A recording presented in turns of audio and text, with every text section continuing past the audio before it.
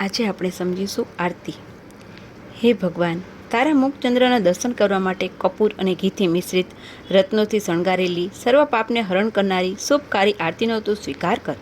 આરતી જો સમજપૂર્વક ઉતારવામાં આવે તો તેની જ્યોતિથી માનવ જીવન પ્રકાશિત બની જાય। તેની જોડે ચાલતો ઘંટડીનો કર્ણમધુર અવાજ માનવ જીવનમાં અવશ્ય સંગીત નિર્માણ કરે।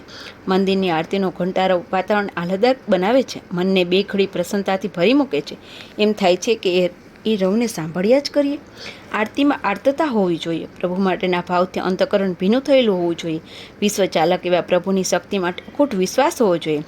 તેના ચરણે જીવનને ધરવાની તીવ્રતમ અભિલાષા હોવી જોઈએ। સાથે સાથે અત્યાર સુધી કંઈ કરી શક્યો નહીં તેની દિલમાં વ્યથા હોવી જોઈએ।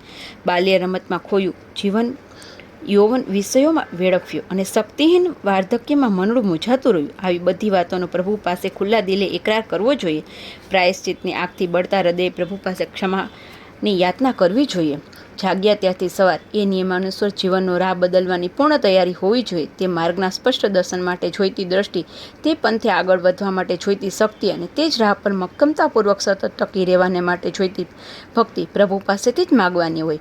આવી ભાવપૂર્ણ આરતી ઉતારવામાં આવે તો આરતીનો પ્રકાશ આપણા જીવન પથને અજવાળી રહે, આરતીની સ્વરૂપ આપણા ચારિત્ર્યને સુગંધી બનાવે અને આરતીનું જ્ઞાન આપણા જીવનમાં એક અનોખું સંગીત નિર્માણ કરે।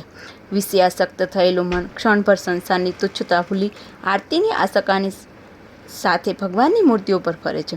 એકાગ્રતા સાથે જ આરતીમાં મનને ખેંચી રાખવાનું સામર્થ્ય છે। આરતી મનની એકાગ્રતાને વેગ આપે છે, વાતાવરણને પ્રસન્નતાથી ભરી નાખે છે।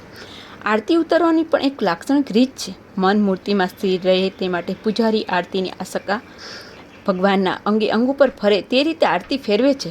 દર્શનાર્થીનું મન આરતીની આસક્તિની સાથે સાથે ભગવાનના અંગે અંગ ઉપર ફરે છે, ચિત્તને પ્રસન્નતા લાદે છે, જેમ અનોખી શાંતિનો અનુભવ થાય છે। ભગવાનને એના સમગ્ર રૂપમાં જોવા અને જાણવા જોઈએ એવો મુખ સંદેશ પણ આરતી આપણને આપે છે। જુદી જુદી ભૂમિકા પર રહેલા ભક્તો ભગવાનના જુદા જુદા અવયવો છે અને તત્ત અવયવો પર તેમનું ધ્યાન કેન્દ્રિત થાય છે। ભગવાનની મદદની અપેક્ષા રાખનાર તેમજ તેમની ચરણ સેવાની તમન્ના રાખનાર ભક્તો ભગવાનના પગને જોવામાં મશગુલ બની જાય છે। પોતાના વિકાસની ઈચ્છા રાખનાર તેમજ ભગવાન પાસે શાબાશીની ઝંખના રાખનાર ભક્તો ભગવાનના હસ્તકમલ પર પોતાનું મન સ્થિર કરે છે। કોઈ મને સાંભળતું નથી એવી સતત ફરિયાદ કરનાર, પોતાના સુખ દુઃખો કોની પાસે કહેવા તેની મૂંઝવણ અનુભવનાર લોકો ભગવાનના કાન નિહાળીને ખુશ થાય છે। કોઈ ભગવાનની અમી દ્રષ્ટિ ઝંખે છે તેથી ભગવાનના નયનો નિહાળીને આનંદે છે, તો કોઈ જ્ઞાની ભક્ત ભગવાનના અધરામૃતની અભિલાષા સેવે છે। આ રીતે ભગવાનના સમગ્ર સ્વરૂપને પ્રકાશિત કરતી આરતી સર્વજનોની અભિલાષાને સંતોષે છે। ભગવાનના ચરણકમળથી માંડી તેમના મુખારવિંદ સુધીનું દર્શન કરનારો જ્યોતિનો હું કેટલો ઋણી છું। ભગવાનના અંગે પર ફરી જેણે મારા મનને ભગવાનમાં કેન્દ્રિત કર્યું તેને હું શું માથે ન ચડાવું? આવા ભાવથી જ આપણે આરતીની આસ્કા લઈએ છીએ, તેને માથે ચડાવીએ છીએ। આરતીના દર્શન ન કરીએ તો દર્શન અધૂરા ગણાય। ભગવાનનું સ્વરૂપ આપણી સમક્ષ પ્રગટ કરવા આરતી પોતાની જાત બાળીને પ્રકાશ પાથરે છે।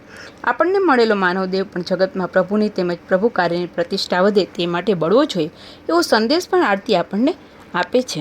અસ્તુ।